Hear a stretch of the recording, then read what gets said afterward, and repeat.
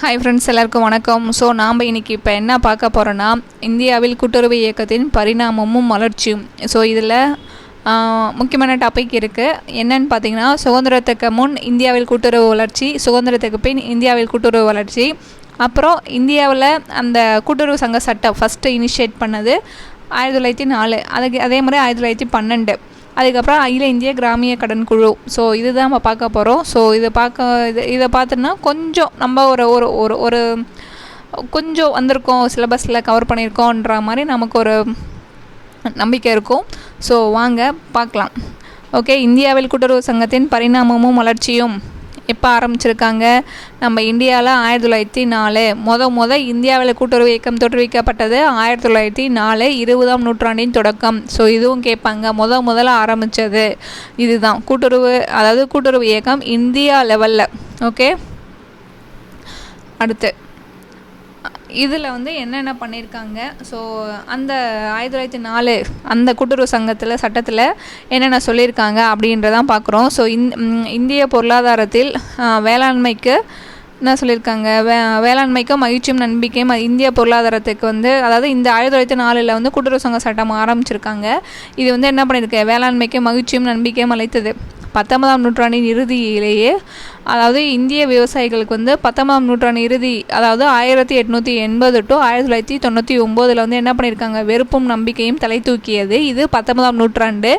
நம்ம சட்டம் ஆரம்பித்தது எந்த நூற்றாண்டு? 20ஆம் நூற்றாண்டு, 1904. மேலே பார்த்தோம் இல்லையா, அதுதான். அதுக்கப்புறம் இந்தியாவை ஆண்டு வந்த வெள்ளையர் ஆட்சி விவசாயிகளின் போக்கினை உன்னிப்பாக கவனித்தது. ஸோ நம்ம என்ன பண்ணுறோன்னு கவனிக்கிறதே தான் அவங்க வேலை, அதுதான் அவங்க சொல்கிறாங்க. ஸோ நாடு விடுதலை வேட்கை, வெள்ளையனே வெளியேறு இயக்கம் ஒரு விவசாயிகளுக்கு என்ன சொல்லியிருக்கு? ஒரு நம்பிக்கை கொடுத்துருக்குப்பா. அதாவது வெள்ளையனே வெளியேறு அப்படின்னு சொல்லியிருக்காங்க. அதுக்கப்புறம் விவசாயிகள் ஆட்சிக்கும் நிர்வாகத்திற்கும் எதிர்ப்பாக கொதித்தெழுந்து போர்க்கோலம் பூண்டியிருந்தனர் சொல்லியிருக்காங்க. விவசாயிகள் ஆட்சிக்கும் நிர்வாகத்திற்கும், யார்? வெள்ளையர்களுடைய ஆட்சிக்கும் நிர்வாகத்திற்கும் ஒரு போர்க்களம் இருந்தது. அதாவது சண்டை போட்டுனே தான் இருக்கிறாங்க. ஏன்னா விவசாயிகளுடைய கடன் சுமை, வேளாண்மைக்கு அடாவடி வட்டி, இதெல்லாமே நம்ம நிறையா இதில் கேள்விப்பட்டிருப்போம், பார்த்துருப்போம், சினிமாவில் கூட பண்ணி பார்த்துருப்போம் இல்லையா, இந்த மூவிஸ்லாம் அதே மாதிரி தான் சொல்லியிருக்காங்க. ஸோ அதிகமாக என்ன பண்ணியிருக்காங்க? கஷ்டப்படுத்திருக்காங்க நம்மளுடைய விவசாயிகளை, அதுதான் சொல்லியிருக்காங்க. அடுத்து வேலைவாய்ப்பு இல்லாத நிலை, பெரும்பாலான வேலை நம்பிக்கையே, அதாவது வேலைவாய்ப்பு இல்லாத நிலையில் பெரும்பாலானோர் வேளாண்மையை நம்பி இருக்க வேண்டிய நிலையில் விவசாயிகள் எண்ணிக்கை அதிகரித்தது. நிலங்கள் சிறு கூறாக துண்டாடப்பட்டு மேலும் சிறிய அளவு நிலங்கள் பல இடங்களில் பிரிந்து கிடந்த வேளாண்மை செய்வது உற்பத்தி குறைந்தது சொல்லியிருக்காங்க. வேலை இல்லாதவங்களுக்கும் என்ன பண்ணியிருக்காங்க? நிலத்தை சின்னதாக பங்கு பிரித்து கொடுத்துருக்காங்க. தனித்தனியாக செய்யும் போது அதனுடைய செலவு அதிகரிச்சது, உற்பத்தி குறைந்திருக்கு அப்படின்னு இருக்காங்க. ஸோ அடுத்தது தொடர் வறட்சி, பருவமழை பொய்ப்பின் அப்படின்னு சொல்லியிருக்காங்க. ஸோ பேஞ்சும் கிடைக்கும், கொடுத்தும் கிடைக்கும்ன்ற மாதிரி என்ன பண்ணியிருக்காங்க? தேவையான நேரத்தில் மழை பெய்யணும், தேவையில்லாத நேரத்தில் மழை பெய்யக்கூடாது. ஸோ அந்த மாதிரி நம்மளை வேளாண்மையில் பாதிக்கப்பட்டிருக்கு. அதுக்கப்புறம் இந்த வட்டிக்காரங்க என்ன பண்ணியிருக்காங்க? அதிக அளவு வட்டி கொடுத்துருக்காங்க. வட்டி கிடைக்கிறதுல அதிக மோசடி வட்டியை பெறுவதோடு வெற்றுத்தரகளிலிருந்து, இதெல்லாம் நம்ம அந்த நிறைய படத்தெலாம் பார்த்துருப்போம் இல்லையா, இந்த ஏஷியன் மூவிஸில் அந்த மாதிரி ரொம்ப அந்த சுதந்திரத்துக்கு முன்னாடி அந்த படத்தில் காமிக்கிற மாதிரியே வட்டி அதிகமாக கொடுத்துருக்காங்க. அதுக்கப்புறம் வெற்றுத்தாளில் என்ன பண்ணியிருக்காங்கன்னா கையெழுத்து வாங்கியிருக்காங்க. அதுக்கப்புறம் போலி பதிவு, இதெல்லாம் என்னது? நம்மளுடைய விவசாயிகளை ரொம்பவே கஷ்டப்படுத்தக்கூடிய விஷயம் இதெல்லாம் நடந்திருக்கு. ஸோ இதெல்லாமே என்ன பண்ணியிருக்காங்க? இதுக்காக தான் சட்டத்தையே கொண்டுன்னு வராங்க. நம்மக்கிட்ட வட்டிக்கு பணம் வாங்கிட்டு அதை என்ன பண்ணுறது இல்லை, அந்த கடன் உறுதி பத்திரத்தில் வரவு வைப்பதே கிடையாது, ஏமாற்றிருக்காங்க. அதை தான் அவங்க சொல்கிறாங்க. அறுவடை அதுக்கப்புறம் என்ன பண்ணுவாங்க? அறுவடை ஆனவுடன் வேளாண்மை விளைபொருட்களின் குறைந்த விலையில் நிலவும் போது கடன் பெற்ற தொகையை கட்டாயம், அதாவது நம்ம வேளாண்மை பண்ணுறதுக்கு லோனை வாங்கி தான் நம்ம நடவு நட போடுறோம். அதுக்கப்புறம் அறுவடை பண்ண தை மாதம் நெல் அறுத்தோன்னு என்ன பண்ணியிருக்காங்க? நீ உடனே உன்னுடைய நெல்லை விற்றுடணும், குறைந்த விலையே எல்லாருமே நெல் அறுப்பாங்க தை மாதம். ஸோ அப்போ என்ன ஆகும்? விலை கம்மியாக தான் கிடைக்கும். நீ அப்போவே விற்று என் கடனை கட்டு அப்படின்னு சொல்லியிருக்காங்க. ஸோ அவங்களுக்கான டைம் கொடுக்கவே இல்லை. அப்படி கட்டாதவங்களோட என்ன பண்ணியிருக்காங்க, நிலத்தை எழுதி வாங்கியிருக்காங்க. ஸோ கடன் வழங்க ஒரு முறையான அமைப்பே கிடையாது. இந்த வட்டிக்காரங்கிட்ட மாட்டிக்கின்னு ரொம்ப கஷ்டப்பட்டுருக்காங்க. மேலே கூறப்பட்ட காரணங்களோடு சமுதாய நிலை கண்ணோட்டத்தில் ஏற்படும் தாக்கங்கள் தக்கான பீடபூமி விவசாயிகளை நேரடியாக கலவரம் செய்ய காரணமாக இருந்தது அக்காலகட்டத்தில் இந்திய அரசு. ஸோ இதெல்லாம் பார்க்குறப்ப நம்மளுடைய இந்தியா வந்து என்ன பண்ணியிருக்காங்க, இவங்கள பாதுகாக்கணும், இவங்களுக்கு வந்து ஒரு சட்டம் போடணும் அப்படின்னு சொல்லிட்டு தான் ஒரு சட்டம் போடுறாங்க. ரொம்ப முக்கியமான சட்டம் தான். ஸோ தக்கான வேளாண் நிவாரண சட்டம் 1879. இந்த மாதிரி வட்டிக்கு பணம் வாங்கி நம்ம விவசாயிகள் கஷ்டப்படுறாங்க, இவங்களுக்கு ஒரு சட்டம் போடணும்னு 1879 தக்கான வேளாண்மை நிவாரண சட்டம். இது ஒரு கொஷின். ஓகே, நில மேம்பாட்டுக்கு நீண்ட கால கடன் அளிக்கவும் குறுகிய கால கடன் அளிக்கவும் வகை செய்தது. அதாவது சில பேருக்கு குறுகிய கால கடனும் இருக்கும், சில பேருக்கு நீண்ட கடன், அதெல்லாம் நம்ம கொடுக்கணும்னு சொல்லியிருக்காங்க. இதை வந்து என்ன சொல்லியிருக்காங்க, தக்காவி சட்டம். தக்காவி இந்த சட்டத்துக்கு கீழே கடன் கொடுத்தா தக்காவி கடன். ஓகே, தக்கான வேளாண்மை நிவாரண சட்டம் 1879 789 அது அப்படியே மாறி வந்திருக்கு. ஸோ 1879 தக்கான வேளாண் நிவாரண சட்டம். தக்காணம் ஏதாவது ஒரு ஷார்ட்கட்டோடு நீங்கள் ஞாபகம் வச்சுக்கோங்க. தக்காணம்னா ஒரு ஊருன்னு வச்சுக்கோங்க, அங்கே வந்து வேளாண்மைக்கு வந்து நிவாரணம் கொடுக்குறாங்கப்பா, அதாவது தக்கான வேளாண் நிவாரண சட்டம். இதெல்லாம் வந்து இந்த மாதிரி நிறையா நம்ம இதுக்கப்புறம் படிப்போம். ஸோ மறந்து போய்டும். உங்களுக்கு மறக்காமல் இருக்கிறதுக்கு ஏதாச்சும் ஒரு ஷார்ட்கட், அதாவது வந்து இதை சொன்னால் ஞாபகம் வரல அப்படின்றனா கூட ஆப்ஷனை பார்த்தோன்னே நம்ம அடிக்கிற மாதிரி அப்படி ஞாபகம் வச்சுன்னு படிங்க. கண்டிப்பாக எக்ஸாமில் அந்த கொஷினை பார்த்தோன்னே நம்மளுக்கு ஞாபகம் வரணும், ஆன்சர் இந்த ஆன்சர் தான் இருக்கணும். ஸோ நான் எப்படி ஞாபகம் வச்சுக்கலாம்னா, தக்கான வேளாண் நிவாரண சட்டம் சொல்லியிருக்காங்க இல்லையா, தக்கானன்ற ஊரில் வேளாண்மைக்கு நிவாரணம் கொடுக்குறாங்கப்பா. யார் இது வந்து 1879 1879. ஸோ 18 வயசு பையனுக்கும் கொடுக்குறாங்க, 79 வயசு தாதாவும் கொடுக்குறாங்க தக்காணத்தில் அப்படின்ற மாதிரி ஞாபகம் வச்சுக்கோங்க. இது சும்மா ஒரு ஷார்ட்கட்டு, பிடிச்சா வச்சுக்கோங்க, பிடிக்கலன்னா உங்களுக்கு எப்படி பிடிக்குதோ அப்படி வச்சுக்கோங்க. ஸோ தக்காவி சட்டம், தக்காவி கடன். ஓகே, அதுக்கப்புறம் வந்து வருவாய் அதிகாரிகள் தாசில்தாரை கடனை அளிக்கலாம், ஆனால் சட்டம் ஏழை நிவாரணம் அளிக்கவில்லை சொல்லியிருக்காங்க. இது யாருக்கு இந்த சட்டம் போட்டிருக்காங்கன்னா, ஏழை விவசாயிகளுக்கு தான் போட்டிருக்காங்க. ஆனால் அவங்களுக்கே நிவாரணம் கிடைக்கலன்னு சொல்லியிருக்காங்க. ஏன் கிடைக்கல? ஏன்னா அரசு அதிகாரிக்கு கையூட்டு அளிக்கும் செல்வந்தர்கள் மற்றும் நிலக்கிழார்கள் மட்டுமே அது சிறிய தொகை கடன் கிடைத்தது. எந்த எதிர்பார்ப்புடைய சட்டங்களும் கடனுக்கு உருவாக்கப்பட அவை தோல்வியடைந்தன. ஓகே, இதெல்லாம் நம்ம நிறைய சினிமாவில் பார்த்தது தான். யாருக்கும் போகல, கீழ்மட்டம் வரைக்குமே போகல, ஒரு ஏழை எளியவர்களுக்கு வந்து அதை போய் கிடைக்கல, அதனால் இந்த திட்டம் தோல்வி அடைந்ததுன்னு சொல்லியிருக்காங்க. 1982 அப்போதைய சென்னை மாகாண அரசு, அதாவது தற்போது தமிழ்நாடு என அழைக்கப்படுகிறது, சர் பிடரிக் நிக்கல்சன். ஸோ இவர் வந்து என்ன பண்ணியிருக்காருன்னா, இவரை அனுப்பி நமக்கு வந்து ஒரு கவர்மெண்ட்டுக்கு ஒரு பரிந்துரை வந்து கொடுங்க. இந்த வந்து 1982 அப்போது சென்னை மாகாண அரசு வந்து என்ன பண்ணியிருக்கு, சர் பிடரிக் நிக்கல்சன் என்ற உயர் அரசு அதிகாரியை கிராமிய கடன் நிலை மற்றும் வேளாண்மையை கடனளிப்புக்கான வழிகளையும் அரசுக்கு பரிந்துரைக்க ஒரு குழுவாக நியமித்ததுன்னு சொல்லியிருக்காங்க. ஸோ கீழே வர நியூஸ் பார்த்திங்கன்னா, இது வந்து ஐரோப்பிய நாடுகளில் நிலைமையை ஆய்வு செய்து 1895 1897 2 பகுதிகளாக தன் அறிக்கையை குழு அளித்ததுன்னு சொல்லியிருக்காங்க. ஸோ இதில் ஒன்று சொல்லியிருக்காங்க, அதில் சொல்லியிருக்காங்க. ஸோ இது மறுபடியும் நான் உங்களுக்கு கிளாரிஃபை பண்ணுறேன். ஐரோப்பிய நாடுகளின் நிலைமையினை ஆய்வு செய்தன. இவங்க வந்து 1895 மற்றும் 1897 வந்து 2 பகுதிகளாக தன்னுடைய அறிக்கையை இக்குழு வந்து அளித்திருக்குன்னு சொல்லியிருக்காங்க. ஆனால் சென்னை மாகாண அரசு சர் பிடரிக் நிக்கல்சன் வந்து என்ன பண்ணியிருக்காங்க, வேளாண்மை மற்றும்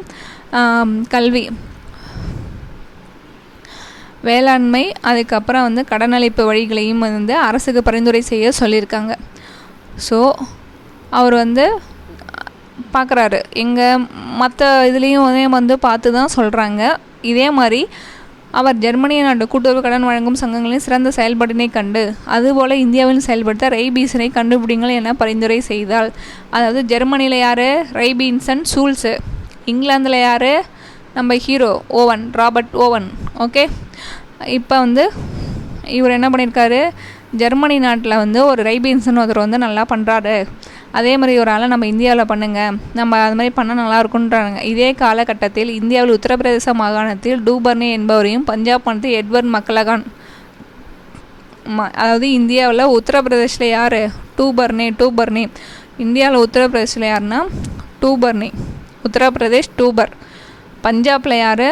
மக்லகான் என்பவர் வந்து சில அமைப்புகளின் நிதி அனைவரும் வெற்றிகரமாக செயல்பட்டனர் சொல்லியிருக்காங்க. இக்காலகட்டத்தில் இந்திய அரசு சர் எட்வர்டு தலைமையிலான குழுவினை நியமித்து ஒரு கூட்டுறவு சங்கங்களை அமைக்க வழிவகைகளை பரிந்துரை செய்ய கோரியது. இதே டைமில் வந்து எட்வர்டு அவங்க வந்து ஒரு குழு அமைச்சிருக்காங்க. அதாவது இந்திய அரசு வந்து எட்வர்டு தலைமையில் ஒரு குழுவை நியமித்து இந்த சங்கம் அமைக்கிறதுக்கு ஒரு வழிவகை சொல்லுங்கள் அப்படின்னு சொல்லியிருக்காங்க. அதே மாதிரி இக்குழு வந்து சர் ஃபிரெடரிக் நிக்கல்சன் குழு போல் ரைபீன்சன் கூட்டுறவுகளை பரிந்துரை செய்தது. அதாவது ஏற்கனவே சர் ஃபிரெடரிக் நிக்கல்சன் வந்து யாரை வந்து சொன்னார்? ரைபீன்சன்னு சொன்னார். அதே தான் இவங்களும் என்ன பண்ணியிருக்காங்க? பரிந்துரை செஞ்சுருக்காங்க. இதன் விளைவாக கூட்டுறவு சங்க சட்டம் 1904 மார்ச் 25 இயற்றப்பட்டது. முதல் கூட்டுறவு சங்க சட்டம். அதாவது சர் ஃபிரெடரிக் நிக்கல்சன் வந்து ஐரோப்பா போவார். அதில் இயர் தப்பாக கொடுத்துருக்காங்கன்னு நினைக்கிறேன். அவருடைய நான் உங்களுக்கு மறுபடியும் கன்ஃபார்ம் பண்ணுறேன். 1895 அவர் வந்து வெளிநாட்டில் போயிட்டு அங்கே ஜெர்மனி அங்கெல்லாம் எப்படி இருக்குன்னு பார்த்துட்டு வந்து இந்தியாவில் வந்து நமக்கு கொடுப்பாங்க. ஸோ அதை பேஸ் பண்ணுவாங்க. அது மாதிரி நம்ம உத்தரப்பிரதேசத்தில் பார்த்தோம் இல்லையா? உத்தரப்பிரதேசத்தில் யாரை பார்த்தோம்? டூபர்னே. உத்தரப்பிரதேசத்தில் டூபர்னே. பஞ்சாபில் வந்து மக்லகான் பார்த்தோம்ல. ஸோ அவங்களும் நல்லா தான் பண்ணுறாங்க. அவங்களும் வந்து ஒரு அமைப்புகளை நிறுவி வெற்றிகரமாக செயல் பண்ணுறாங்க அப்படின்ற மாதிரி. ஏன்னா இவங்களும் வந்து வெளிநாட்டுக்காரங்க தான், டூபர்னே அந்த மக்லகான். அதே மாதிரி வந்து நீங்கள் வந்து ஒரு சட்டம் வந்து இயற்றலாம் அப்படின்னு சொல்லியிருக்காங்க. அது எப்போ சொல்லியிருக்காங்கன்னா 1904 மார்ச் 25 முதல் கூட்டுறவு சங்கம் சட்டம் இயற்றப்பட்டது. இந்தியாவில் கூட்டுறவின் தோற்றம். ஓகே, இந்த சட்டம் அகில இந்திய சட்டமாகும். இதன் முக்கிய கூறுகள் சொல்லியிருக்காங்க.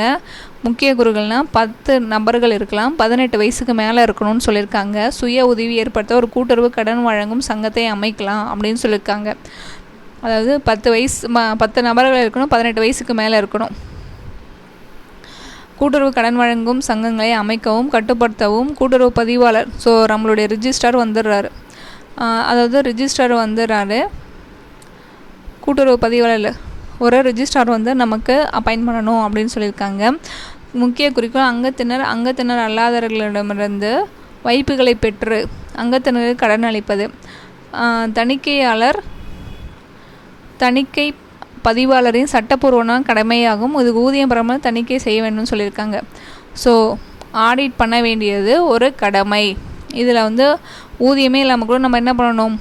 ஆடிட் கண்டிப்பாக பண்ணணும். அப்போ தான் சங்கத்தினுடைய ஸ்டாண்டர்ட் தெரிஞ்சிக்க முடியும். கூட்டுறவு சங்கங்கள் நகர மற்றும் கிராம சங்கங்களாகவும் வகைப்படுத்தப்பட்ட 2 சொல்லியிருக்காங்க.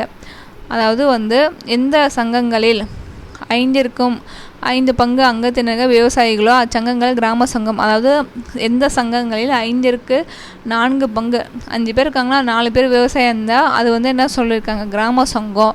எந்த சங்கம் 4 பங்கு அங்கத்தினர்கள் விவசாயிகள் இல்லாமல் இருந்தால், அதாவது வேறு தொழிலங்களுக்கும் சங்கம் இருக்கு இல்லையா, அதுதான் சொல்கிறாங்க.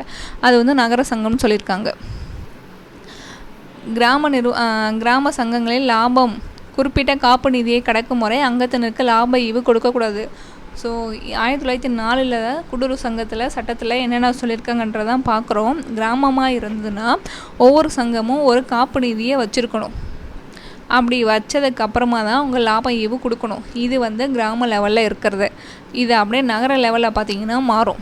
அதாவது நகர்ப்புற சங்கங்கள் வந்து லாபத்தில் 25 விழுக்காட்டினை காப்பு நிதிக்கு ஒதுக்கி வச்சுட்டு மீதியை வந்து அவங்க வந்து லாப ஈவாக கொடுத்துடலாம் அப்படின்னு இருக்காங்க.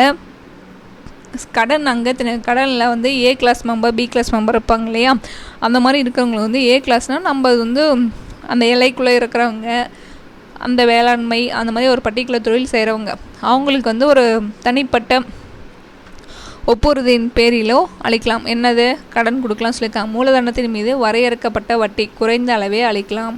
ஸோ மூலதனத்தின் மேலே வரையறுக்கப்பட்டு குறைந்த அளவு அளிக்கலாம். பதிவு கட்டணம், ஸ்டாம்ப்பு, ஐடி இதுலேருந்து என்ன பண்ணலாம்? சங்கங்களுக்கு விலக்கு அளிக்கலாம்னு சொல்லியிருக்காங்க.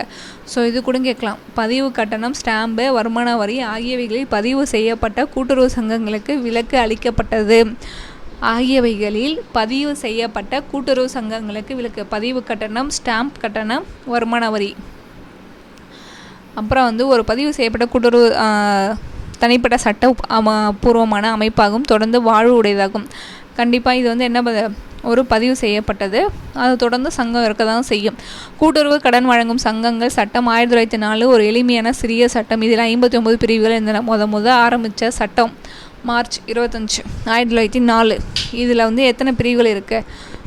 59 பிரிவுகள் இருக்குது. அதுக்கப்புறம் என்ன சொல்லியிருக்காங்கன்னா, மாகாண அரசுகள் தேவையான விதிகளை ஏற்படுத்தி கொள்ள தாராளப்படுத்தப்பட்ட வளையும் தன்மை உள்ள சட்டமாக இருந்ததுன்னு சொல்லியிருக்காங்க. அரசு அலுவலர்கள் கவர்மெண்ட்டில் இருக்கிறவங்களே என்ன பண்ணியிருக்காங்க, கூட்டுறவு சங்கம் தொடங்குங்க அப்படின்னு சொல்லி அவங்களே முயற்சியெல்லாம் மேலே எடுத்திருக்காங்க. அப்புறம் ஒவ்வொரு மாநிலமும் ஒரு கூட்டுறவு பதிவாளர் நியமித்து கொள்ள வேண்டும். இப்போ நம்ம ஸ்டேட்டில் இருக்கார்லையே பதிவாளர், அதே மாதிரி இருக்கணும்னு சொல்லியிருக்காங்க. அதுக்கப்புறம் வந்து 1906 860, 1906 எத்தனை சங்கம் இருக்கான்? 860 சங்கம் இருக்கான்.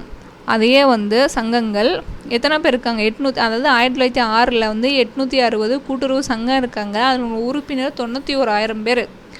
1911 5300 சங்கமாக என்ன ஆயிருக்கு? இன்க்ரீஸ் ஆகிருக்கு. நிறையா பேர் சங்கம் ஆரம்பிச்சிருக்காங்க. கூட்டுறவு சங்கங்களின் பிரச்சனை. ஓகே, இப்போ நிறையா பேர் ஆரம்பிச்சிட்டாங்க. அதுக்கப்புறம் என்ன வரும்? பிரச்சனை தான் வரும். ஸோ என்ன பிரச்சனை வந்திருக்குன்னு பார்க்கலாம். ஆரம்ப காலத்தில் கூட்டுறவு சங்கங்கள் பல பிரச்சனையை சந்திக்க வேண்டியது. ஏன்னா இப்போ தான் இனிஷியல் பண்ணுறாங்கன்றப்போ சாதாரணமாகவே இந்த மாதிரி இருக்க தான் செய்யும். சிறிய அளவு, குறைந்த அங்கத்தினர், கௌரவ நிர்வாகம், இதெல்லாம் நம்ம ஏற்கனவே பார்த்தது தான். அங்கத்தினர்களின் ஈடுபாட்டின்மை, அதுக்கப்புறம் அரசு அலுவலர்கள் அவர்கள் மூலமே தோற்றுவிப்பு, நிதி பற்றாக்குறை, வரையறுக்கப்படாத பொறுப்பு. ஸோ அந்த சங்கத்தில் இருக்கவங்களுக்கு ஒரு ஈடுபாடு வேணும். கவர்மெண்ட் அரசு அலுவலர்கள் நிறைய பேர் வந்து சங்கங்கள் தோற்றுவிக்கிறாங்கன்னு சொல்லியிருக்காங்க. நிதி பற்றாக்குறைனா சங்கத்தில் சேரவங்ககிட்ட காசை வாங்கி தான் நம்ம வந்து என்ன பண்ணுறோம், அதன் சேமிப்பு வைப்பு கவர்மெண்ட் கிட்ட வாங்குறது பத்த மாட்டது. வரையறுக்கப்படாத பொறுப்பு, எல்லா வேலையுமே செய்கிற மாதிரின்னு சொல்கிறாங்க. வட்டி கடைக்காரர்கள் போட்டி போட்டு சங்க செயல்படனே வளர்ச்சியை தடுத்த. இப்போ வட்டிக்கு வாங்குறோம் என்ன பண்ணுவாங்க, சங்கத்துக்கு போயிட்டாங்கன்னா நம்மளை வந்து யாரும் தேடி வர மாட்டாங்கன்னா அவங்களே வந்து என்ன பண்ணுறாங்க, வளர்ச்சியை தடுக்கிறாங்க. நிதி மற்றும் கண்காணிப்பு உயர் சங்கம் இல்லை. கண்டிப்பாக ஒரு ஆள் வந்து அதுக்கு மேலே ஒரு ஹெட் ஆஃபீஸ் வந்து அவங்கள வந்து ஃபாலோ பண்ணியிருக்கணும். என்ன பண்ணுறாங்க, எவ்வளோ லோன் கொடுக்குறாங்க, எவ்வளோ திருப்பி ரிட்டர்ன் வாங்குறாங்க, சேவிங்ஸ் எவ்வளோ, டெபாசிட் எவ்வளோன்னு கேட்குறதுக்கு ஆள் இல்லைன்னு சொல்கிறாங்க. செல்வந்தர்களும் பெரும் நிலாக்கிழார்களும் அங்கத்தினராயின. கண்டிப்பாக அந்த காலகட்டத்தில் என்ன பண்ணுவாங்க, ஏழைகளாக இருக்கிறவங்க விவசாயிகளுக்கு சங்கம்னா என்னன்னே தெரியாது. ஸோ அதுக்கு தான் அந்த கல்வி விளம்பரம் அப்படின்னா செய்கிறதா சொல்லியிருக்காங்க. ஸோ அதனால் இவங்க வந்து என்னவாக இருக்காங்க, மெம்பராக இருக்காங்க.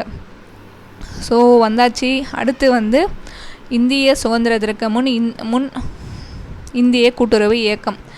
ஸோ இந்த சப்ஜெக்ட் இப்படி தான் இருக்கும், நம்ம தான் படிச்சுக்கணும். ஸோ அப்படியே வேகாக போகிற மாதிரியே தான் இருக்கும், கதை கேட்குற மாதிரி தான் இருக்கும். அதுக்கப்புறம் கேட்டோன்னா மறந்த மாதிரி தான் இருக்கும். ஸோ வாங்க இப்போ வந்து சுதந்திரம் கிடைக்கிறதுக்கு முன்னாடி எப்படி இருக்குது, சுதந்திரம் கிடைச்சதுக்கு அப்புறம் எப்படி இருக்குன்னு பார்ப்போம். கொஞ்சம் இந்த டாபிக் கொஞ்சம் அதிகமாக தான் போகும். எவ்வளோ சீக்கிரம் முடிக்க முடியுமோ அப்படியே ஓவரலாக கூட சொல்லிட்டு வந்துடுறேன். கூட்டுறவு கடன் வழங்கும் சங்கங்கள் சட்டம் 1904. ஸோ இது வந்து படிக்க இனிமேல் வரும். இது வந்து அப்டேட் பண்ணுவாங்க, வேறு ஒன்றும் கிடையாது. இந்த 1904 வந்து 59 பிரிவு தான் இருக்குதுன்னு சொல்லியிருக்காங்க. சின்ன சட்டம் தான் சொல்லியிருக்காங்க. இதை வந்து என்ன பண்ணுவாங்க, அதில் இருக்கிற குறையெல்லாம் நீக்கிட்டு அதை வந்து பாசிட்டிவாக எடுத்துகிட்டு போகணும்னு நினைப்பாங்க. ஓகே, இந்த சங்கத்தில் வந்து என்ன பண்ணியிருக்காங்க, கடன் சாரா சங்கங்களை பதிவு செய்ய அனுமதி இல்லைன்னு சொல்லியிருக்காங்க. கடன் வழங்குவதற்கு சங்கங்களை உருவாக்க அனுமதி அளித்தது. கடன் சாரா சங்கங்களை பதிவு செய்ய அனுமதி இல்லை. மேலும் கிராமப்புற சங்கங்கள் வரையறுக்கப்படாத பொறுப்புள்ள சங்கங்களாகவே பதிவு செய்ய முடியும். கிராமப்புறத்தில் உள்ளது என்னது, வரையறுக்கப்படாத பொறுப்புள்ள சங்கமாகவே பதிவு செய்ய முடியும்னு சொல்லியிருக்காங்க. கூட்டுறவு சங்கங்கள் கௌரவ நிர்வாகிகளை நிர்வகிக்கப்பட்டது. ஊதியம் பெறும் முழுநேர செயலாளர் கிடையாது. சிறிய அளவு சங்கங்களாக மிக குறைந்த அங்கத்தினை கொண்டதாகவும் இருந்தது. சிறிய அளவு சங்கம், ஆனால் நிறைய பேர் ஜாயின் பண்ணியிருக்காங்க அப்படின்றாங்க. இதெல்லாம் வந்து கூட்டுறவுக்கு முழுமையான தணிக்கை செய்யணும். கண்டிப்பாக ஆடிட் பண்ணியே ஆகணும், ஆனால் பண்ணலை. கௌரவ நிர்வாகத்தில் பணபலமிக்க சங்கத் தலைவர் வீட்டிலே இது வந்து நம்ம சினிமாவில் பார்த்துருப்பீங்க இல்லையா, பிரசிடெண்ட் இருப்பார், பிரசிடெண்ட் இல்லை அந்த தலைவர் எல்லாம் இருப்பாங்களே சங்கத் தலைவர். அவங்க என்ன பண்ணியிருக்காங்க, எல்லாத்தையும் வீட்டுக்கே எடுத்து போயிருக்காங்க. வீட்டிலே ஹோம்ஒர்க் மாதிரி கூட பண்ணிக்கிறேன் அப்படின்னா, பட்டு அது எதுவுமே பண்ணலை. ஆடிட்டுக்கும் அதை வந்து என்ன பண்ணல, உள்ளாக்க இயலவில்லை, கொடுக்கல, ஆடிட்டுக்கும் கொடுக்கல. ஆரம்ப காலத்தில் கூட்டுறவு கடன் வழங்கும் சங்கங்கள் குறுகிய மற்றும் நீண்ட கால கடன்களை அளிக்க வேண்டியிருந்தது. இதற்கு போதுமான நிதி அச்சங்கங்களிடம் இல்லை. அதாவது நீண்ட காலம் குறுகிய காலம் அவங்க கடன் கொடுக்கலான்னு இருக்கிறாங்க, ஆனால் அமௌண்ட்டு கிடையாது. இது வந்து ஒரு முக்கியமான கொஷின். அடுத்து தமிழ்நாட்டில் ஃபஸ்ட்டு எங்கன்னா செங்கல்பட்டு. தமிழ்நாட்டில் செங்கல்பட்டு மாவட்டத்தில் திரூர் என்னும் இடத்தில் 1904ஆம் ஆண்டு முதல் கடன் வழங்கும் சங்கம் பதிவு செய்யப்பட்டது. முதல் கடன் வழங்கும் சங்கம் பதிவு செய்யப்பட்டது எந்த மாநிலம்? தமிழ்நாடு. எந்த மாவட்டம்? செங்கல்பட்டு. எந்த ஊர்? திரூர். ஓகே. இதன் பின் அங்கொன்றும் இங்கொன்றும் என பல சங்கங்கள் பல மாவட்டங்களில் பதிவு செய்யப்பட்டன.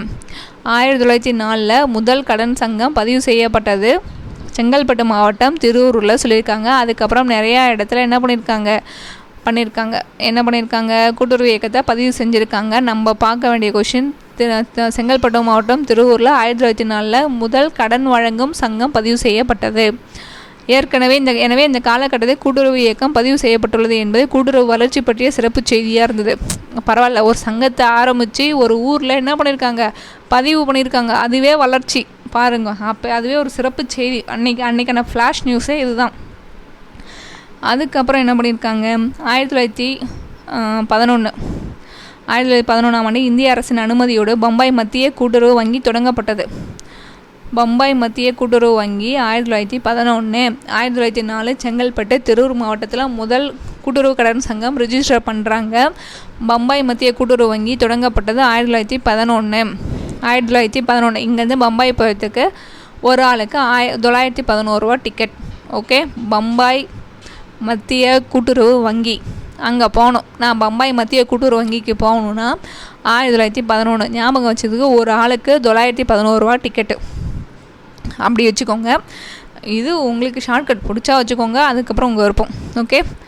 நெக்ஸ்ட்டு 1905ஆம் ஆண்டு சென்னையில் ட்ரிபிள்கன் நகர கூட்டுறவு சங்கம் கடன் வழங்கும் சங்கமாக பதிவு பெற்ற துணை விதியில் அங்கத்தினருக்கு நுகர்பொருள் அளிப்பதனை ஒரு பணியாக குறிப்பிட்டு பண்டக சாலையாக செயல்பட ஆரம்பித்தது. இப்போ நம்ம சென்னையில் 1905 கடன் வழங்கும் சங்கமாக பதிவு பண்ணிவிட்டு துணை விதியில் அங்கத்தினருக்கு துணை விதி ஒவ்வொரு சங்கத்துக்கும் என்ன இருக்குது, பைலா இருக்குது. நுகர்பொருள் அளிப்பதனே ஒரு பணியாக நுகர்வோருக்கு பொருள் கொடுக்கறது கூட ஆரம்பிச்சிருக்காங்க. ஒரு இனிஷியல் ஸ்டேஜாக ஆரம்பிச்சிருக்காங்க. அதுக்கப்புறம் ஒரு புதிய சட்டம் அகில இந்திய சட்டமாக கூட்டுறவு சட்டம் 2 1912 இயற்றப்பட்டது. அதாவது 1904 ஒன்று. அதுக்கப்புறம் அதான் 1904 இருந்த குறைகளை நீக்கி 1912 ஒரு சட்டம் ஆரம்பிச்சிருக்காங்க. ஸோ அதனுடைய சரத்து என்னன்னு பார்ப்போம். ஒரு கூட்டுறவு கடன் சங்கம் அளிக்கும் சங்கமாகவே ஒரு கூட்டுறவு சங்கம் கடன் அளிக்கும் சங்கமாகவோ கடன் சரா சங்கமாக பதிவு செய்யலாம். நீ கடன் கொடுக்குறவங்களா இருக்கலாம், கடன் கொடுக்காத அளவும் இருக்கலாம். நீ பதிவு பண்ணணும் அப்படின்னு இருக்காங்க. கூட்டுறவு சங்கம் வரையறுக்கப்பட்ட சங்கமாகவோ வரையறுக்கப்படாத சங்கமாகவோ பதிவு செய்யப்படலாம். நீ கடன் கொடுக்காத பதிவு பண்ணு. நீ வரையறுக்கப்பட்ட பொறுப்பு இருக்கலாம், வரையறுக்கப்படாத பொறுப்பும் இருக்கலாம், பதிவு செய்.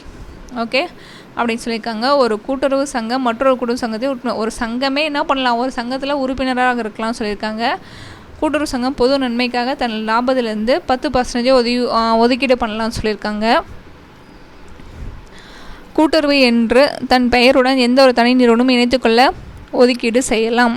அப்படி கூட்டுறவு என்ற பெயருடன் தனி நிறுவனமும் இணைத்துக்கொள்ள கோஆப்ரேட்டிவ் சொசைட்டிஸ் அப்படின்றதையும் சொல்லியிருக்காங்க. அதாவது அது கூட வேறு ஏதாச்சும் labour cooperative societies, women's cooperative society அந்த மாதிரி சொல்லியிருக்காங்க. கூட்டுறவு சங்க பங்குகளை நீதிமன்ற ஆணை சொத்து முடக்கம் செய்ய முடியாது. கோஆப்ரேட்டிவ் சொசைட்டியில் இருக்கிறத சங்க பங்குகளை கூட்டுறவு சங்க பங்குகளை நீதிமன்ற ஆணை சொத்தை முடக்கம் செய்ய முடியாது. கூட்டுறவு கடன் வசூல் சட்டப்பூர்வ சில முன்னுரிமை அளிக்கப்பட்டன அப்படின்னு சொல்லியிருக்காங்க. அப்புறம் துணை விதி ஏற்றுவதையும் அரசுகளுக்கு அதிகாரம் அளிக்கப்பட்டது. கண்டிப்பாக எல்லா சொசைட்டிக்குமே ஒரு பைலா கண்டிப்பாக இருக்கும். அது அதிகாரம் கொடுத்துருக்காங்க. அதாவது 1912 இந்த குறைகள்லாம் நீக்கி ஒரு சட்டம் போட்டிருக்காங்க. என்ன சட்டம்? 1912ஆம் ஆண்டு பல கூட்டுறவு சங்கங்கள் அங்கீகாரமின்றி செயல்பட்ட கடன் சரா சங்கங்களை நெறிப்படுத்தியது. ஓகே. 12 சட்டம் போட்டிருக்காங்க. அதாவது ஆக்சுவலி 1904 ஒரு சட்டம் போட்டு ஆரம்பிச்சிட்டாங்க.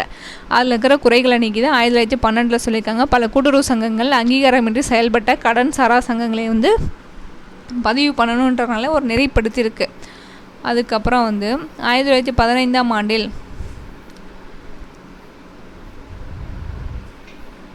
12,000 சங்கங்கள் 5 லட்சம் அங்கத்தினர்களும் செயல்பட்டு வந்தது. நம்ம முன்னாடியே பார்த்துருந்தோம். அதாவது 1904, 1906, இப்போ என்ன சொல்லியிருக்காங்க, 1915 12,000 1915 எத்தனை சங்கம்? 12,000 சங்கம். எத்தனை உறுப்பினர்? 5 லட்சம். 1914 வந்து இக்கூட்டுறவு குழு என்ற குழுவினை மக்களகான் என்பது தலைமையில் இந்திய அரசு, இந்தியா கவர்மெண்ட் என்ன பண்ணுது? 1914 மக்களகான் குழுவில் கூட்டுறவு குழுன்ற ஒரு குழுவை அமைக்கிறாங்க. எதுக்காக அமைக்கிறாங்க? அவங்க கூட்டுறவு சங்கங்கள் செம்மையாக செயல்பட பரிந்துரை செய்ய. ஓகே. 1914 யார் குழுவில்? மக்களகான். ஒரு நிமிஷம். இந்திய அரசு 1914 கூட்டுறவு குழு என்ற குழுவினை மக்களகான் என்பது தலைமையில் அமைத்ததுன்னு சொல்லியிருக்காங்க. கூட்டுறவு சங்கங்கள் செம்மையாக செயல்பட பரிந்துரை செய்தது. இக்குழுவின் முக்கிய பரிந்துரை வந்து என்ன சொல்லுங்க? அங்கத்தினருக்கு மட்டுமே கடன் அளிப்பு செய்தல் வேண்டும். சொசைட்டியில் யார் உறுப்பினர் அங்கத்தினராக இருக்காங்களோ அவங்களுக்கு மட்டும் கடன் கொடுங்க. கடன் அளிப்பு உற்பத்தி ஊக்குவிப்பு மட்டுமே அளிக்க வேண்டும். கடன் அளிப்பு உற்பத்தி ஊக்குவிப்புகளுக்கு மட்டுமே அளிக்க வேண்டும். கடன் தொகை பயன்படுத்துவதை சங்கம் கண்காணிக்க வேண்டும். எவ்வளோ அமௌண்ட் கொடுக்குறாங்க, என்ன பயன்படுத்துகிறாங்கன்றது கூட கண்காணிக்கணும்னு சொல்லியிருக்காங்க. அங்கத்தினர்கள் சேமிப்பு வைப்பு மூலம் கூட்டுறவு சங்க நிதி ஆதாரத்தை வலுப்படுத்த வேண்டும். கௌரவ நிர்வாகம் இதெல்லாம் ஏற்கனவே பார்த்தது தானே. சேவிங்ஸ் வாங்க, டெபாசிட் வாங்கு, அதனால நமக்கு நிதி கிடைக்கும் கூட்டுறவு சங்கத்துக்கு. அப்புறம் கௌரவ நிர்வாகம், சங்கங்கள் செயல்பரப்பு சிறிய அளவாக இருத்தல் வேண்டும். அப்போ தான் நம்ம எல்லாருக்குமே பண்ண முடியும். பெரிய அளவில் இருந்தோன்னா எப்படி எல்லாருக்குமே பண்ண முடியும்னு சொல்லியிருக்காங்க. கடன் அளிக்கும் போது பெறுபவரினுடைய நன்னடத்தை. கண்டிப்பாக நம்ம இன்றைக்கி பேங்க்கில் லோன் வாங்கலாம், என்ன பண்ணுவாங்க? நம்ம நல்லா கட்டுவாங்களா, நம்மளுடைய இதை எல்லாத்தையுமே செக் பண்ணி தான் லோன் கொடுப்பாங்க. அதே மாதிரி தான் சொல்லுங்கள் கூட்டுறவு கல்வி. இன்றைக்கி நம்ம படிக்கிறோம் இல்லையா, டிகோப். அதே மாதிரி அவங்க படிச்சிருக்கணும். யார் சொசைட்டியில் இருக்கிறவங்க, அதாவது அங்கத்தினர்கள் படிச்சிருக்கணும்னு சொல்லியிருக்காங்க. கடன் வசூல் குறிப்பிட்ட காலத்தில் செய்தல் வேண்டும். இதெல்லாம் 1912 சட்டத்தில் இருக்கக்கூடியது. ஏன்னா கரெக்டான காலத்தில் வசூல் பண்ண தான் என்ன பண்ணும், சங்கம் செயல்படவே முடியும். அங்கத்தினர்களுக்கு சேமிப்பு பழக்கம், செலவு பண்ணக்கூடாது, சேமிக்கணும், அதுதான் சொல்கிறாங்க. இக்குழு கூட்டுறவு இயக்கம் அங்கத்தினர்கள் மற்றும் பொதுமக்கள் விருப்பத்தினால் வளர்ச்சி அடைய வேண்டுமே அன்றி அரசு உந்துதலோ அதற்கு வளர்ச்சி அளிக்க இயலாது என கூறியது.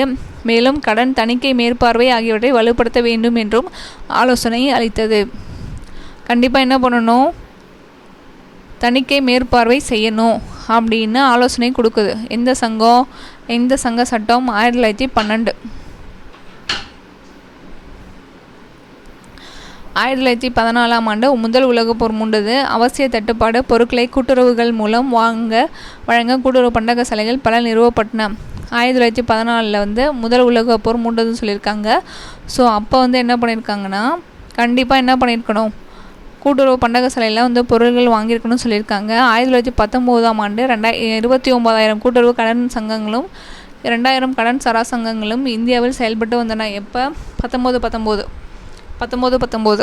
மாண்டேகு சேம்ஸ்போர்ட் சீர்திருத்தம். அதுதான் அந்த இல்லை, இந்த இயருக்கு ஞாபகம் ஏற்கனவே நீங்கள்லாம் படிச்சிருப்பீங்க. அந்த இயர் ஞாபகம் இருக்குல்ல, அப்போ சொல்கிறேன். அந்த இயரில் எவ்வளோ? இங்கேயும் 9, இங்கேயும் 9, 29,000, இங்கே 19.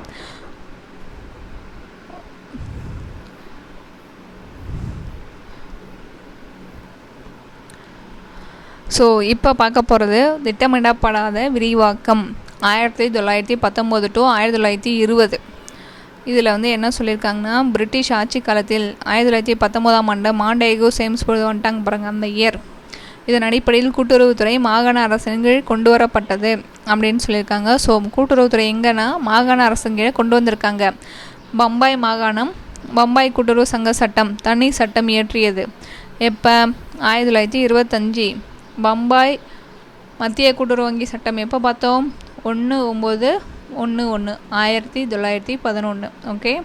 அதுக்கப்புறம் என்ன பண்ணியிருக்காங்க? இந்திய அரசு 1926 வேளாண்மைக்கான ராயல் குழுவினை நியமனம் செய்த. இக்குழு கூட்டுறவு விற்பனை சங்கங்கள் விரிவாக்கம், வேளாண்மை, நீண்டகால கூட்டுறவு கடன் குறைந்த வட்டியில் அளிப்பது மற்றும் கூட்டுறவு கல்வி ஆகியவை வலியுறுத்தியது. மேலும் இக்குழு கூட்டுறவு தோற்றத்தால் இந்திய கிராம மக்களின் நம்பிக்கை தோற்றுவிடும் என கூட்டுறவு தோற்றால் கிராம மக்களின் நம்பிக்கையும் தோற்றுவிடும் என குறிப்பு யார் சொல்கிறாங்கன்னா, ராயல் குழு. இந்திய அரசு 1926 வேளாண்மைக்கு ஒரு ராயல் குழு அமைக்கிறாங்க. இவங்க என்ன சொல்கிறாங்கன்னா, கூட்டுறவு விற்பனை சங்கங்கள் விரிவாக்கம் பண்ணுறீங்க, வேளாண்மைக்கு நீண்டகால கூட்டுறவு கடன் குறைந்த வட்டியில் கொடுக்கறதுனால கூட்டுறவு கல்வி ஆகியவை வலியுறுத்தியதுன்னு சொல்லியிருக்காங்க. இக்குழு கூட்டுறவு தோற்றா கிராம மக்களுடைய நம்பிக்கையும் தோற்றுடும் அப்படின்னு சொல்லியிருக்காங்க. ஆனால் 1926 27 சென்னை மாகாண அரசு டவுன்சென்ட் என்பவர் தலைமையில் சென்னை மாகாணத்தில் கூட்டுறவுத்துறை வளர்ச்சியை மதிப்பீடு செய்ய ஒரு கூட்டுறவு மேம்பாடு பரிந்துரை செய்யும் ஒரு குழு. நிறைய அந்த மாதிரி குழுக்கள் வரும். 1927 டவுன்சென்ட் குழு என்ன சொல்லியிருக்காங்க, சென்னை மாகாணத்தில் கூட்டுறவுத்துறை வளர்ச்சியை மதிப்பீடு செய்யவும் கூட்டுறவு மேம்பாட்டிற்கு பரிந்துரை செய்யவும் ஒரு குழுவினை, அதாவது கூட்டுறவுத்துறை எந்த அளவுக்கு வளர்ச்சி அடைகிறது, அதனுடைய மேம்பாடு எந்த அளவுக்கு இருக்குது அப்படின்னு பரிந்துரைக்க சொல்லி ஒரு குழு அமைக்கிறாங்க. இது 1927 டவுன்சென்ட் 1927 டவுன்சென்ட். ஓகே, அடுத்து பார்த்தோன்னா இக்குழு பல பரிந்துரைகளில் அப்போதைய நடைமுறையில் கூட்டுறவு சட்டத்திலிருந்து குறைபாடு நீக்கி சென்னை மாநில அரசு தனியான ஒரு சட்டம் இயற்ற வேண்டும் என பரிந்துரை செய்தது. மேலும் அதாவது நம்ம சென்னைக்கு ஏற்ற மாதிரி நீங்கள் ஒன்று பண்ணுங்க, ஒரு சட்டம் இயற்றுங்க அப்படின்னு சொல்லியிருக்காங்க. மத்திய நில அடமான வங்கிகள் தோற்றுவிக்க அறிவுரைக்கணும். நில அடமான வங்கி, மத்திய நில அடமான வங்கியை நீங்கள் ஒன்று ஆரம்பிங்க அப்படின்னு சொல்லியிருக்காங்க. வங்கி சட்டம் 1929 நிறைவேற்றப்பட்டது. யார், டவுன்சென்ட் குழு அவங்க சொன்ன மத்திய நில அடமான வங்கி தோற்றுவிக்கவும் அறிவுரை கூறியிருந்தது. இதன் அடிப்படையில் சென்னையில் ஒரு நில அடமான வங்கி சட்டம் யார், டவுன்சென்ட் குழு 1927 பரிந்துரைச்சது. 1929 ஒரு நில அடமான வங்கியை ஆரம்பிக்கிறாங்க. அதுக்கப்புறம் என்ன பண்ணுறாங்க, ஒன்று சேர்ப்பு மற்றும் மறுசீரமைப்பு. 1930 உலகம் முழுவதும் பொருளாதார வாட்டம் ஏற்படுவதன் காரணமாக வேளாண் விளைபொருட்கள் வீழ்ச்சியடைந்தன. விவசாயிகள் கடனை திருப்பி தர இயலவில்லை. இது எப்போ நடக்குது, சங்கங்களின் நிலுவைப் பாக்கி அதிகரித்தது. இதனால் பல கூட்டுறவு சங்கங்கள் செயலிழந்து போயிருந்தன. ஸோ இது அதுக்கப்புறம் நம்மளுடைய 1930 அப்புறம் ஒரு பொருளாதாரம் ஒரு மந்த நிலை மாதிரி ஆரம்பிச்சிருக்காங்க. ஸோ இதனால் கடனை திருப்பி கொடுக்க முடியல. அதனால் நிறைய சங்கம் செயல் பண்ணாமல் போயிருந்தாங்க. மாவட்ட மத்திய கூட்டுறவு வங்கிகளும் பிரதான கூட்டுறவு கடன் வழங்கும் சங்கங்களிடம் கடன் திருப்பி வரதான் பாதிக்கப்பட்டன. கண்டிப்பாக ஒரு கீழ் லெவல் வரைக்கும் நம்ம கொடுத்துருக்கோம், ஒரு கிராம லெவலில் கொடுத்தோம், அவங்க திருப்பி மாவட்ட லெவலில் திருப்பி கட்டணும். அப்படி கட்டலைன்னா அவங்களும் சேர்ந்து தான் பாதிக்கப்படுவாங்க. சிறு நில உரிமையாளர்களும் தங்கள் நில அடமானம் செய்து நில அடமான வங்கிகளும் கடன் பெற்ற முன்கடனை தீர்த்தனர். இது என்ன சொல்லியிருக்காங்க, சிறு நில உரிமையாளர்கள் தங்கள் நிலத்தை அடமானம் செய்து நில அடமான வங்கிகளிடம் வேறு ஒரு நிலத்தை வச்சு அவங்க ஏற்கனவே வாங்கின கடனை கட்டியிருக்காங்க. இக்காலகட்டத்தில் சென்னையில் மாகாணம் பணியினை வெறும் வார்த்தைகளை சொல்லி பாராட்ட முடியாது. இக்காலகட்டத்தில் சென்னை மாகாண கூட்டுறவு சங்கங்கள் சட்டம் 1932 இயற்றப்பட்டது. ஸோ 1904 1912 இப்போ என்னது, கூட்டுறவு சங்கங்கள் சட்டம், சென்னை மாகாண கூட்டுறவு சங்கங்கள் சட்டம் 1932 குறைந்த வசதி படைத்தவர்களுக்கு முன்பு சட்டத்தில் முன்னுரையாக குறிப்பிட்டதை நீக்கி அனைத்து மக்களுக்கும் கூட்டுறவு சேர வழிவகை செய்தது. பதிவாளருக்கு அதிக அதிகாரம் அளித்ததோடு கூட்டுறவுகளுக்கு சேர வேண்டிய கடன் பாக்கிக்காக கூட்டுறவு சட்டத்தின் அடிப்படையில் சப்தி செய்ய வழிவகுத்தது. பதிவாளருக்கு அதிகாரம் பண்ணியிருக்கு. கடன் பாக்கி வராதுன்னா கூட்டுறவு சட்டத்தின் அவங்களுக்கு சட்டம் இருக்குது, தனி கோர்ட் இருக்குது. ஸோ அதில் சப்தி செய்யலாம் அப்படின்னு சொல்லியிருக்காங்க. 1935 ரிசர்வ் வங்கி உருவாக்கப்பட்டது. ஸோ இது நமக்கு எக்கனாமிக்ஸில் வரும்.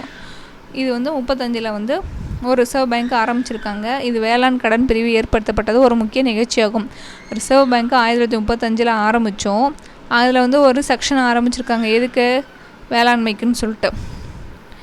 அதுக்கப்புறம் முன்னேற்ற காலம், அதாவது 2ஆம் உலகப் போர் அப்போ தான் ஒரு முன்னேற்ற காலம்னு சொல்லியிருக்காங்க. இது 1939 to 1947 முன்னேற்ற காலகட்டம். 1939 to 1947 அதாவது 2ஆம் உலகப் போர் 1939ஆம் ஆண்டு தொடங்கியவுடன் கூட்டுறவு வளர்ச்சி நல்ல சூழ்நிலை உருவாகியது. 2ஆம் உலகப் போர் ஆரம்பிக்கும் போது நல்ல சூழ்நிலையில் இருந்துதான். எப்படி இருக்குது பாருங்கள். வேளாண் விளைபொருட்களின் விலைகள் உயர ஆரம்பித்தன. கூட்டுறவு சங்கங்களின் கடன் வசூல் நன்கு அமைந்தது. நிலுவை பாக்கி குறைந்தது. கூட்டுறவு சங்கங்களின் வைப்புகள் அதிகரித்தன அப்படின்னு சொல்லியிருக்காங்க. ஸோ கூட்டுறவு சங்கங்களின் வைப்பெல்லாம் அவசியமான பொருட்கள் விநியோகம் பங்கீடு கூட்டுறவு பண்டக சாலைகள் மூலம் செய்யப்பட்டதால், அதாவது என்ன சொல்லியிருக்காங்க, இந்த பண்டக சாலைகள் மூலம் நிறைய பேர் நுகர்வு வாங்கினதுனால அவைகளின் விற்பனை அதிக அளவில் இருந்திருக்குன்னு சொல்லியிருக்காங்க. கூட்டுறவு விற்பனை சங்கங்கள் மற்றும் பால் விற்பனை கூட்டுறவு சங்கங்கள் வலுவாகின அப்படின்னு சொல்லியிருக்காங்க. 1947 யார், நம்ம விடுதலை அடைந்த நாள், ஒரு சவாலான காலகட்டத்தை வெற்றிகரமாக கடந்தது கூட்டுறவு சங்கங்கள். நம்ம விடுதலை அடையும் போது அந்த டைம் ரொம்ப ட்ரபுளான டைம். ஸோ அதையும் நம்ம கடந்து வந்திருக்கோம். அகில இந்திய கிராம கடன் ஆய்வு குழு ஒரு முக்கியமான டாபிக். நம்ம கோஆப்ரேட்டிவை பொறுத்த வரைக்கும் அகில இந்திய கிராமிய கடன் ஆய்வுக்குழு 1954, ரிசர்வ் வங்கி ஆகஸ்ட் 1952 அகில இந்திய கிராமிய கடன் குழுவுக்கு ஒரு குழு அமைக்குது. யார்? பி. வெங்கடப்பையா அவர்கள் தலைமையில் அமைந்தது. இந்திய அரசு மாநில அரசுகளுக்கு கிராமிய கடன் அளிப்பதில் ஒருங்கிணைத்த செயல்பாட்டை உருவாக்க இக்குழு பரிந்துரை செய்யவும் கோரியது சொல்லியிருக்காங்க. அதாவது வந்து மாநிலத்தில் வந்து நீங்கள் ஒரு ஆய்வு பண்ணுங்க, ஆய்வு பண்ணிவிட்டு ஒரு பரிந்துரை கொடுங்க அப்படின்னு சொல்லியிருக்காங்க. ஸோ அவங்க வந்து என்ன கொடுத்துருக்காங்க, இக்குழுவின் பரிந்துரை முக்கியமானதாக அமைந்ததோடு இந்த அறிக்கை அந்த அறிக்கையாக திகழும் மிகப்பெரிய அளவில் ஆய்வு செய்ததோடு ஒரு முழுமையான ஆய்வாகவும் அமைந்தது. எனவே தான் இக்குழு இது போன்ற மிகப்பெரிய இனிவரும் அண்மை காலத்தில் தேவையில்லை. அதாவது வந்து இவங்க பண்ண ஆய்வே வந்து அதிகமாக தான் இருக்குது, அதனால் ஃப்யூச்சரில் இது வேண்டாம் அப்படின்னு. அதாவது என்னென்னா, இக்குழுவின் பரிந்துரை முக்கியமானதாக அமைந்ததோடு அந்த அறிக்கை இன்னும் பல ஆண்டுகள் போற்றப்படும் சிறந்த அறிக்கையாக திகழும் மிகப்பெரிய அளவில் ஆய்வு செய்ததோடு ஒரு முழுமையான ஆய்வாகவும் வந்தது. நிறைய நாளுக்கு இதையே நம்ம பேஸாக வச்சுக்கலான்ற அளவுக்கு அவங்க வந்து ஆய்வு பண்ணியிருக்காங்களாம் அந்த அறிக்கையை. அதை தான் சொல்கிறாங்க. அடுத்தது வந்து இக்குழு இந்தியாவில் கூட்டுறவு தோற்றுவிட்டது. இக்குழு இந்தியாவில் கூட்டுறவு தோற்றுவிட்டது, ஆனால் கூட்டுறவு வெல்ல வேண்டும் என கூறியுள்ளது. இதற்கு காரணம் குழுவின் ஆய்வுப்படி 1954 கூட்டுறவு இயக்கம் 50 ஆண்டுகள் நிறைவையும் கிராமிய கடனில் 3 விழுக்காடை கூட்டுறவு கடனாக அளித்துள்ளது. அதாவது கடன் அதிகமாக கொடுக்கல, நீங்கள் தோற்றுவிட்டதுன்னு சொன்னாலும் வெல்ல வேண்டும் என சொல்லியிருக்கது. அதுக்கப்புறம் அரசு வந்து 3 விழுக்காடும் வணிக வங்கிகள் வந்து 1 விழுக்காடுக்கும் குறைவானதாகவே கொடுத்துருக்காங்க கடனே. இந்திய 13 விழுக்காடு வந்து யார் கொடுத்துருக்காங்க? கவர்மெண்ட்டு இந்த சொசைட்டியை நம்பாமல் நிறைய பேர் வந்து வட்டி கிடைக்கிறவர்கள், நாட்டு வங்கியார், நண்பர்கள் அவங்ககிட்டமே காசை வாங்கி அவங்களுடைய தேவைகளை பண்ணியிருக்காங்க. அதுதான் அகில இந்திய கிராமிய கடன் குழு 1954 பரிந்துரை பண்ணுது. தோற்றுவிட்டாலும் இங்கே வெல்லணும் அப்படின்னு சொல்லியிருக்காங்க. இக்குழு கூட்டுறவு கடன் அமைப்பில் பல குறைபாடுகளை எடுத்து காட்டியது. இச்சங்கங்கள் எண்ணிக்கை அளவில் அதிகமாக காணப்பட்டாலும் அவற்றில் பல சங்கங்கள் பெயரளவில் நிறையா பேர் என்ன பண்ணிட்டாங்க, பல சங்கங்கள் பெயர் அளவில் தான் இருக்குது, செயல்படலை. ஓகே, சங்கங்களின் அளவு மிக சிறிய அளவில் இருந்தால் குறைந்த அங்கத்தினர்களை மூலதனத்தை பெற்றிருந்ததால் கணிசமான கடன் தொகை அளிக்க இயலவில்லை. சிறிய அளவு, குறைந்த அங்கத்தினர்கள், கணிசமான கடன் தொகை, அதனால் என்ன பண்ண முடியல, டேக்கிள் பண்ண முடியல. பல சங்கங்கள் பலவீனமான சங்கங்களாகவே இருந்தன அப்படின்னு சொல்லியிருக்காங்க. இச்சங்கங்களால் ஓரளவு பெரிய நில சுதந்திரங்கள் பயன்பெற்றதை விட சிறுவிகளை இதை பற்றி தெரிஞ்சவங்க அந்த காலத்தில் என்ன பண்ணியிருப்பாங்க, பெனிஃபிட் அடைஞ்சிருப்பாங்க. சிறுபான்மையினர் பிற்படுத்தவர்கள் சங்கத்தில் அனுமதி மறுக்கப்படுகிறது. ஸோ அந்த டைமில் வந்து இவங்களெல்லாம் என்ன பண்ணியிருப்பாங்க, சங்கமே என்னன்னே தெரிஞ்சிருக்காது அப்படின்னு சொல்லியிருக்காங்க. மேலே குறிப்பிட பல குறைபாடுகள் இருந்தாலும் கூட்டுறவை விட சிறந்த நிறுவன அமைப்பு கிராமிய கடன் அளிப்பு இருக்க இயலாது என்றும் கூட்டுறவின் வளர்ச்சிக்கு பல பரிந்துரைகளை குறிப்பிடும். என்னதான் வந்து குறைபாடுகள் இருந்தாலும் கிராம லெவலில் எடுத்துன்னு போனால் அது கூட்டுறவு தான் கரெக்டாக இருக்குன்னு சொல்லி பரிந்துரை பண்ணியிருக்காங்க. அரசு கூட்டுறவு சங்கங்களில் அனைத்து நிலையிலும் பங்கு மூலதனம் எடுத்துக்கொள்ள வேண்டும். பங்கு மூலதனம் எடுத்துக்கணும். கடன் அளிப்புக்கும் கூட்டுறவு விற்பனைக்கும் ஒருங்கிணைப்பு ஏற்படுத்த கூட்டுறவு பணி கல்வி பயிற்சி இம்பீரிய வங்கியை பாரத ஸ்டேட் வங்கியாக அரசுடைமையாக்கி ஒரு வலுவான அரசு வங்கியை ஏற்படுத்தி கூட்டுறவுகளுக்கு நிதியும் அனுப்ப வகை செய்தது. வேளாண் பொருளை பாதுகாக்க நாடு முழுவதும் கிடங்குகள் அமைக்கப்பட்டன. வேர்ஹவுஸ் ஆரம்பிச்சிருக்காங்க. உற்பத்தி அதிகரிப்பு நோக்க கடன் அளிப்பு. மேலும் சிறிய பலவீனமான வங்கிகளை கலைத்து வலுவான பெரிய பல்நோக்கு கூட்டுறவை உருவாக்கும் ஆலோசனைகளை சின்னதாக செயல்படாமல் பேரளவு இருக்கிறதா கலாச்சாரம், நீங்கள் ஒன்று உருப்படியாக ஒன்று ஆரம்பிங்க அப்படின்னு சொல்லியிருக்காங்க. மேலும் மாநில கூட்டுறவுகளை பங்கு எடுத்துக்கொள்ள மத்திய அரசு ரிசர்வ் வங்கி கடன் அளிக்க வேண்டும். இதற்காக ரிசர்வ் வங்கி 2 நிதியங்களை தோற்றுவிக்க வேண்டும். மாநில அரசு கூட்டுறவுகளிலிருந்து பங்கு எடுத்துக்கொள்ள மாநில அரசுக்கு ரிசர்வ் வங்கி கடன் அளிக்க வேண்டும்.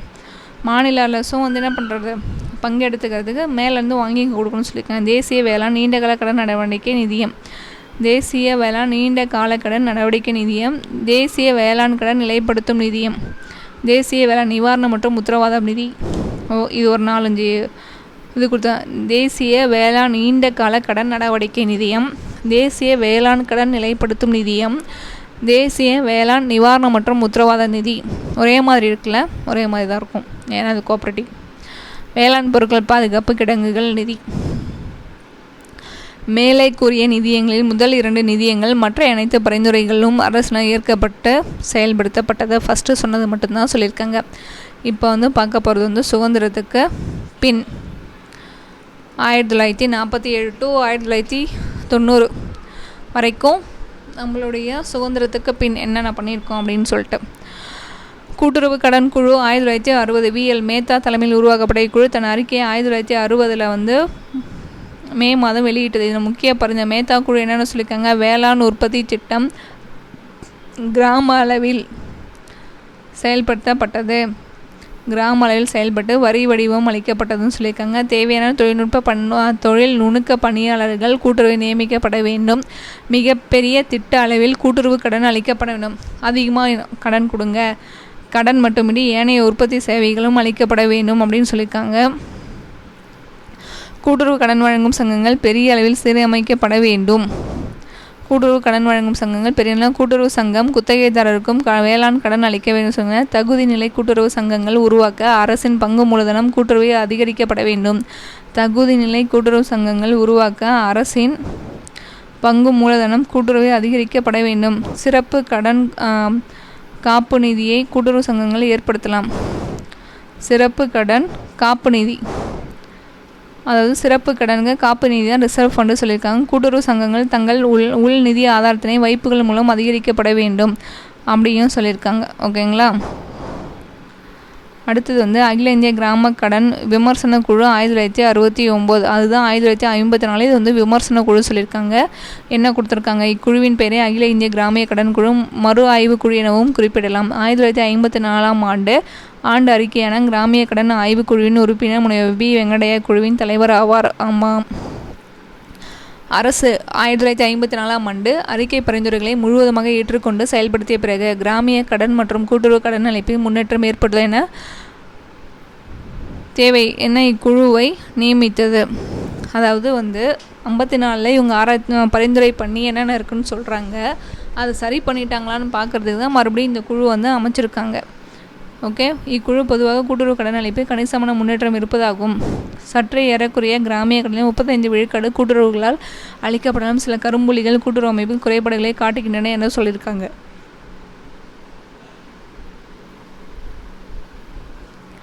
அடுத்து கூட்டுறவு கடனால் பெரிய அளவில் விவசாயிகள் பயன்பட்டுள்ளனர் தவிர சிறிய மற்றும் குறு விவசாயிகளுக்கு எந்த ஒரு பயனும் இல்லை, அங்கத்தினங்க சேர்க்கப்படவில்லை என குறிப்பிடப்பட்டுள்ளது சொல்லியிருக்காங்க.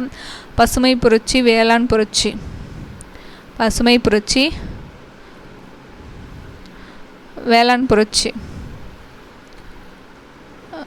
பசுமை புரட்சி, வேளாண் புரட்சி அதிகரிப்பு திட்டங்களால் வேளாண்மைக்கு மிக அதிக கடன் தேவைப்படுது. எனவே கூட்டுறவு கடன் மட்டும் போதாது, அனைத்து நிறுவனங்களும் வேளாண்மை கடன் அளிக்க வேண்டும் என குறிப்பிட்டிருக்காங்க. இக்குழு அரசுடைமையாக்கப்பட்ட வங்கிகள் பெரிய அளவில் வேளாண் கடனை அளிப்பதோடு சிறு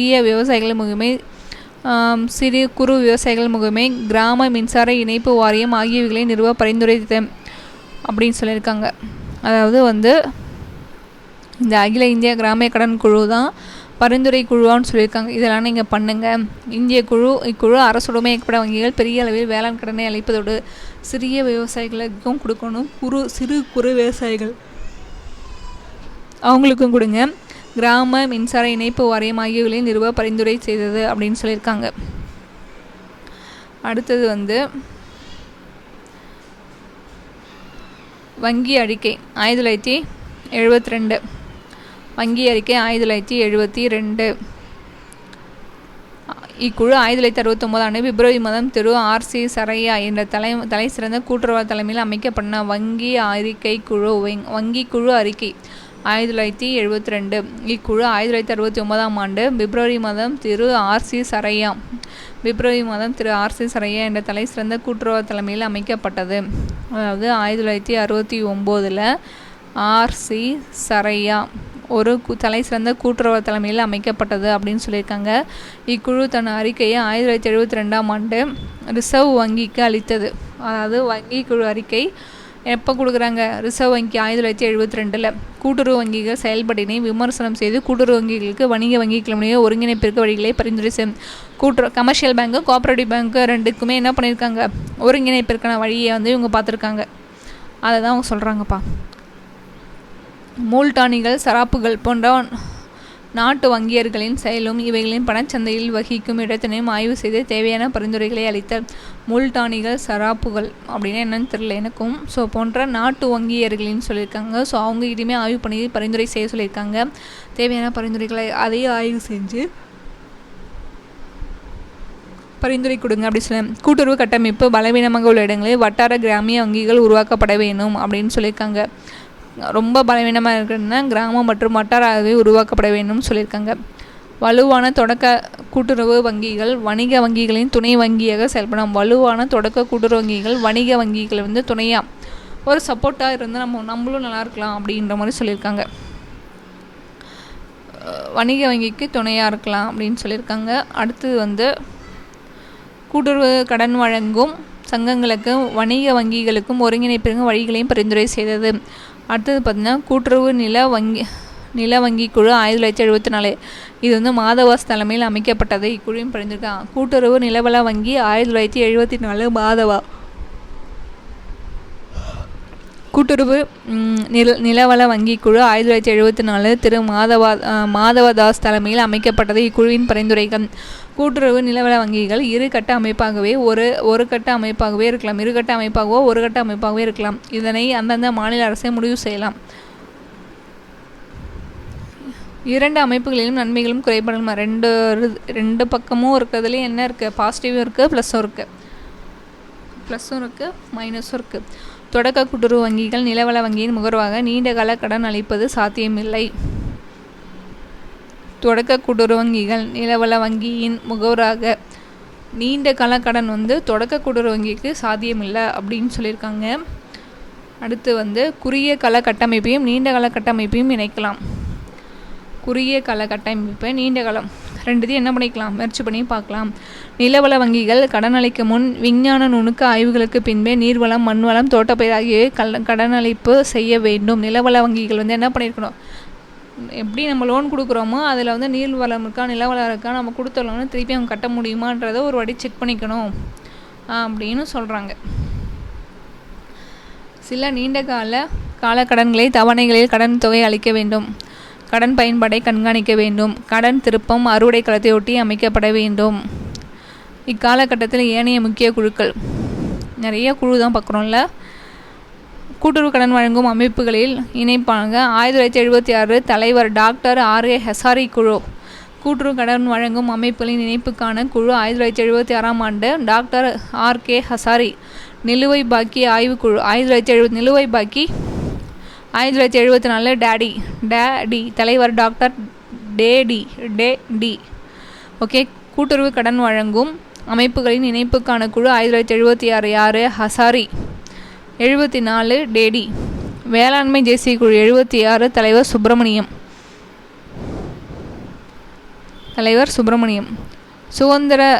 இந்திய சுதந்திரத்துக்கு பின் இந்திய கூட்டுறவின் முக்கிய மாறுதல்கள். தொடக்க வேளாண்மை கூட்டுறவு பெரிய அளவில் வங்கிகளாக சுற்றியுள்ள சிறிய கிராமங்கள் செயல் பரப்பை அதிகரிக்க சிறிய சங்கங்களை இணைத்தும் பலவீனமான சங்கங்களை கலைத்தும் சீரமைப்பு செய்யப்பட்டு பெரிய வலுவான பலநோக்கு சங்கங்களாக மாற்றப்பட்டுள்ளன. ஆஃப்டர் இண்டிபெண்டன்ட்டுக்கு அப்புறம் சின்னதாக இருக்கிறது, சரியாக இல்லாத பலவீனமாக இருக்கிறது தான் கலைச்சிட்டு ஒரு பெரிய அளவில் ஆரம்பிச்சிருக்காங்க. இச்சங்கங்களுக்கு முழு நேர ஊதியம் பெறும் செயலாளர் செக்ரட்டரி வந்திருக்காங்க. பயிர்க்கடன் அளிப்பதிலும் நகைக்கடன் அளிப்பதிலும் முன்னேற்றம் ஏற்படும். ஒரு நபருக்கு 1 லட்சம் முறை நகைக்கடன் அளிக்கலாம். நம்ம தள்ளுபடியில் வாங்குறோம் இல்லையா, அந்த மாதிரி தான் சொல்கிறாங்க. சங்கங்கள் பொதுவான பாதுகாப்பு கட்டிடங்களோ வலுவான இரும்பு பீரோக்களை வைத்துள்ளன. அத்தியாவசிய பொருள் விநியோகம், அவசிய பொருட்கள் விற்பனை, வேளாண் கருவிகள் வாடகைக்கு அளிப்பது போன்ற பல பணிகளை செய்யணும். அதாவது என்ன பண்ணியிருக்காங்க, இரும்பு பீரோ கட்டிடம் இருக்கணும், பீரோ அத்தியாவசியமான பொருட்களை விநியோகம் பண்ணும்போது அவங்களுக்கு வாடகை பண்ண பல பணிகளை நிறையா வேளாண் கருவிகள்லாம் வாடகை கொடுக்குறாங்க. எங்கே, நம்ம கோஆபரேட்டிவில் தான். பிரதம வேளாண்மை மற்றும் ஊரக வளர்ச்சி வங்கிகள் முன்பு நிலவள வங்கிகள் பேரிய அளவில் செயல்பட்டன. சில நில உரிமையாளர்களுக்கு மட்டுமின்றி ஒருங்கிணைந்த ஊரக வளர்ச்சி திட்டத்தின் கீழ் நிலமற்ற தொழிலாக வண்டி மாடு, சாண எரிவாயு அடுப்பு, கறவை மாடு ஆகியவற்றிற்கு வங்கி கடனும் நகை கடனும் அளிக்கின்றன. பன்றி, கோழி, ஆடு வளர்ப்பு, தோட்டப்பயிர் ஆகியவைகளுக்கு கடன் அளிக்கின்றன. ஸோ யார் யாருக்கு என்னென்ன கடன் கொடுக்குறாங்க அப்படின்ற மாதிரி சொல்லியிருக்காங்க. அடுத்து மாவட்ட மத்திய கூட்டுறவு வங்கிகளில் வலுவடைந்துள்ளன. கணிசமான வைப்புகளை சேகரித்துள்ளன. எங்கள் மாவட்டத்தில் மாவட்ட பல இடங்களில் வாணிப வங்கிகளை தவிர நுகர்வோர் கடன், நகைக்கடன், சிறுதொழில் கடன் பெரிய அளவில் அளிக்கப்பட்டன. கூட்டுறவு சர்க்கரை ஆலைகள், கூட்டுறவு நூற்பாலைகள் போன்ற பெரிய தொழிற்சாலைகள் தொடங்கப்பட்ட பெரிய அளவில் செயல்பட்டன. ஸோ இன்றைக்கி நம்ம எல்லா இடத்துலையும் கோஆப்ரேட்டிவ் அந்த இது சர்க்கரை ஆலையெல்லாம் பார்க்கணும்ல, அது எல்லாமே என்னது சர்க்கரை ஆலை, நூற்பாலையெல்லாம் என்னது கோஆப்ரேட்டிவினுடைய பேசிக் தான் அவங்க எல்லாருமே. கூட்டுறவு அதாவது இந்தியாவில் சர்க்கரை உற்பத்தி 50 விழுக்காடு கூட்டுறவு சர்க்கரை ஆலைகளிலிருந்து உற்பத்தி பண்ணுறாங்க. நகர வங்கிகள், கட்டிடம், பணி அலுவலகம் புதுப்பிக்கப்பட்டு வங்கிகள் வைப்பு நிதி திரட்டுறதுனாலாம் எஃப்டி வாங்குறதுல இருக்காங்க. ஓகே, நிறையா எஃப்டி போடுறாங்க. பொதுமக்களுக்கு நகைக்கடன், நுகர்வு கடன், சிறுதொழில் கடன் பெரிய அளவில் கொடுக்குறாங்க. பால் அடுத்தது பால் உற்பத்தி சங்கங்கள், பால் கூட்டுறவு இணையகம் ஆகியவை விரிவுபடுத்தி பால் உற்பத்தி உலகில் இந்திய நாட்டை முதலாக கொண்டு வந்ததோடு பெரிய அளவில் மக்களுக்கு பால் விநியோகம் செய்யப்பட்டன. இது பால் உற்பத்தியாளர் சங்கங்கள். ஓகே, நுகர்வோர் கூட்டுறவு சங்கங்கள் வலுப்படுத்தப்பட்டு பல கூட்டுறவு சிறப்பு அங்காடிகள், கடை, ஷாப்பு அதுமாரி பண்ணியிருக்காங்க. தணிக்கை பிரிவை தனிப்படுத்தி கூட்டுறவு தணிக்கையை வலுவாகவும் வேகமாகவும் தணிக்கை முடிக்கவும் வகை செய்யப்பட்டுள்ளது. ஆடிட்டை என்ன பண்ணியிருக்காங்கன்னா சரி பண்ணியிருக்காங்க.